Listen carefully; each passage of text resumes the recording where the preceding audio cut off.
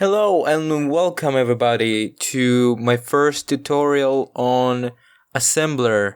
Now, the first thing I want to say is we are going to learn assembly TASM, TASM 3.0. Why that particular version? That's because my school taught me that. And, well, the thing is, there's a lot of versions that came out over the years. You are programming for, or mainly for DOS, yeah. So today it's not really practical to use assembler. It's even faster to code in C. Assembler will really expand your theoretical thinking about programming, and especially in low-level programming like C.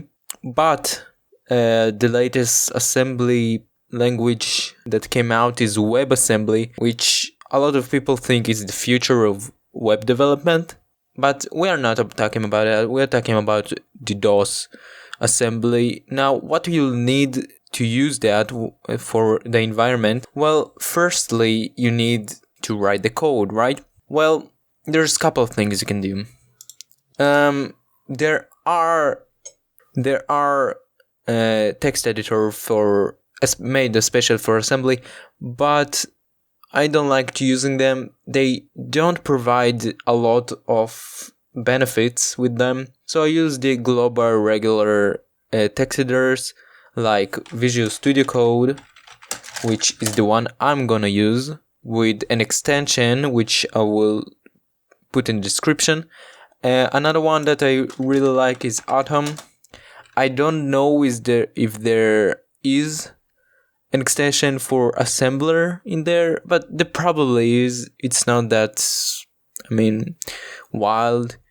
With the Atom and the Visual Studio Code, maybe there is an extension for assembly, but not for TASM assembly. Now, you would see this as a minus, but there's not really a lot that a text editor can help you in assembler, because it's a very, very low end programming language. You will see why. The second thing you need is to execute the code, right? So you will say, well, the programming revolution. I think if we're gonna code to DOS, we will need or DOS computer or DOS virtual machine, and you'll be right, we will use DOS virtual machine. But we will use DOSBox, of course, but with a little sidekick to it, with a little container in it, and it's called TASM 3.0, which is a DOSBox which comes with the TASM programming language. By Tech Apple, not sponsor, but I use it. It's great. I know it's look like a virus. Their site, even the look at that, it's a look like a virus. I know, but it's great. I love it. There's nothing to hate about it. It's just TASM 3.0 already installed in your DOSBox. Now, after you install, which is all the regular installation, I want you to go to your program, the TASM program, open file location, and open file location to that, and in DOSBox options, double click it and go down until you see cycles. Now it's probably set to auto to you. I want you to set it to max. It will fix a lot of flickering, and it will keep the program in a constant state. Now, alright, with that out of the way, we can start learning theoretically. Now, what I want to learn to teach you first is the basis we have. Now, it's a lot easier than you think. It's just the way we count. Now, we use the Arabic numbers, yeah, which is 1, which is 0 to 10, yeah, but let's count. Alright, let's count to 0 to 10, right? Now, that's great and all. Let's do 11. That's great and all, but in computers, you need to understand there's two states. There's non-electric pulse and there is electric pulse 1. Yeah, 0 and 1. That's it what we have. And we need to combine that to create a lot of electrical pulses in the right amount, in the right places to make an action on the screen, right? So we need to somehow to connect 0 and 1s to the human possibility to write that, yeah? So programmers over the years used most used these 4 bases. They are the regular basis for programming. What all that mean? It can mean mumbo jumbo right now to you, but it will make sense in a second. So what bases mean is a way to count, right, to the number of the base. Alright, I will explain right now. So let's have base 5, alright? So let's start 0, right? And then we will go 1, 2, 3, 4, and in 5 we'll go 10. Then 11, 12, 13, 14, 20. You see where it is going?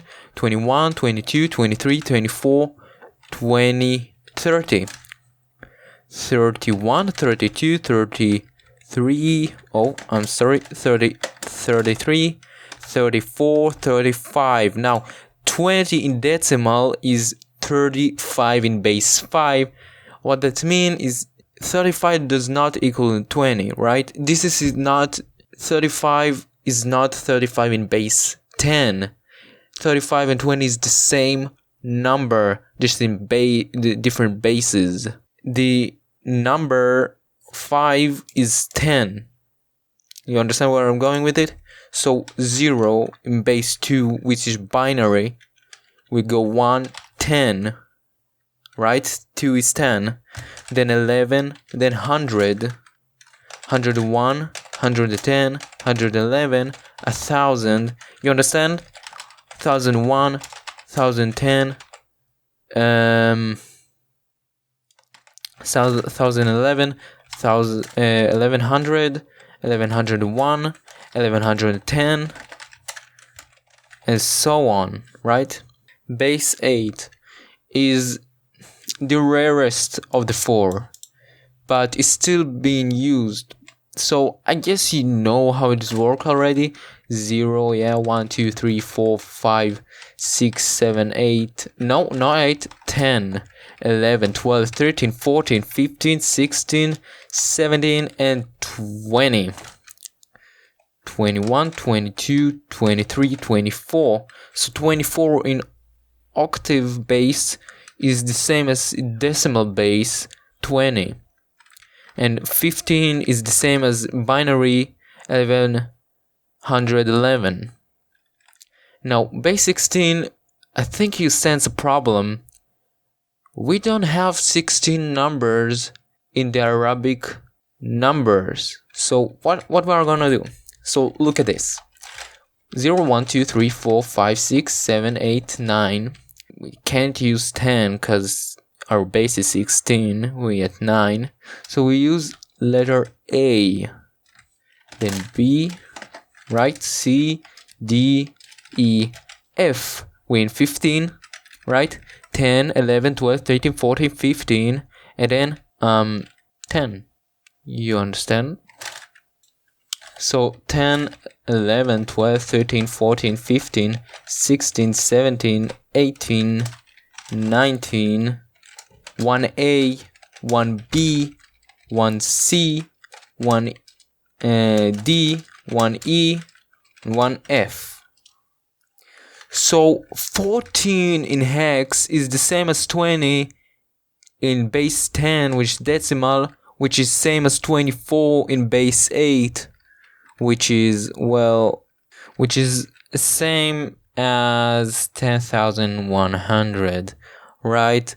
So I think you will get the base idea.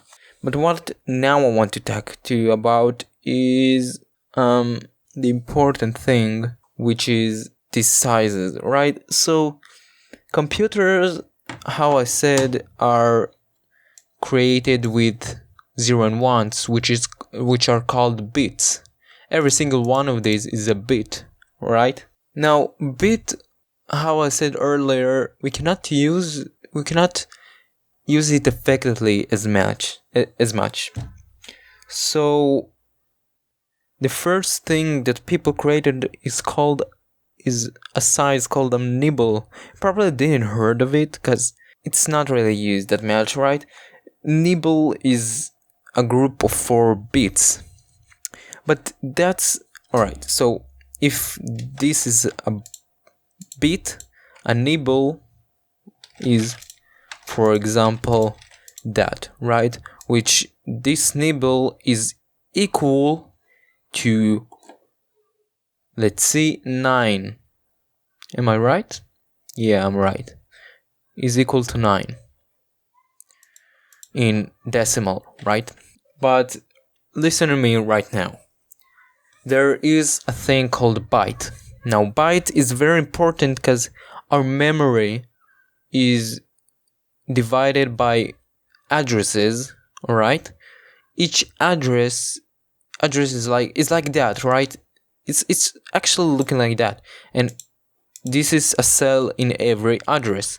And the address has a number of the address and a space. The space is consistent of 8 bits, also known as a byte, alright? So a byte is a place for 8 bits. Now, something really important is let's say create a byte, alright?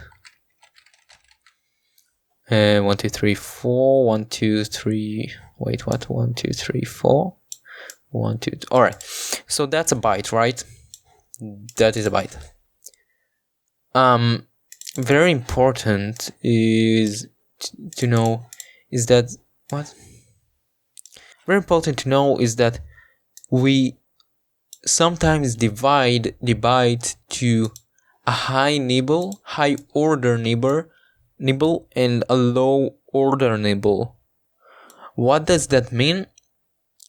You will understand this a lot later, where we practically will use assembly and all these bytes and bits and mumbo jumbo. But right now, you just need to remember that our memory is divided by addresses.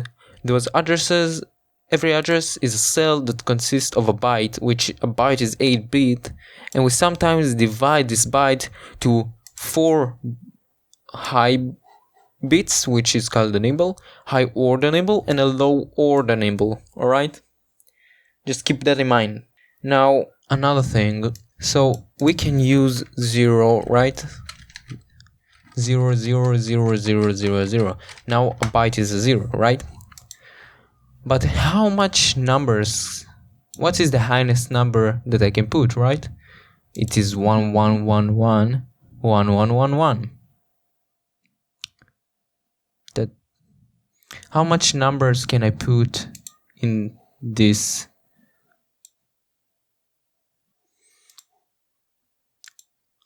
So how much numbers can be represented in byte? So let's do math, right? Not too hard. So in every cell we can put 2 numbers, right? 1 and 0, and we have 8 cells. So 2 in the power of 8 is 256. But it's 1 to 256, and we want 0 to 255. It will be 256.